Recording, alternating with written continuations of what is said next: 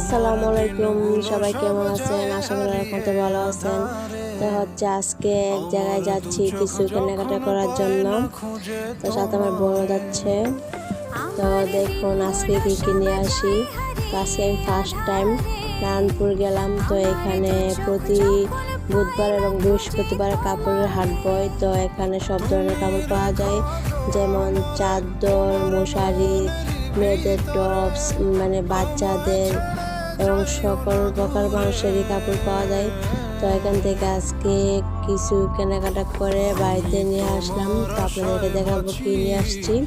তো দেখুন এখানে হচ্ছে অনেকগুলো থ্রি পিস, অনেক সুন্দর সবগুলো সুতি থ্রি পিস, সাথে কাজ করার কাপড়ও আছে। কিন্তু এখন যেহেতু গরম, তো শীত আসবে কিছুদিন পরে, তো সুতি কাপড় কেনার জন্য গেছি।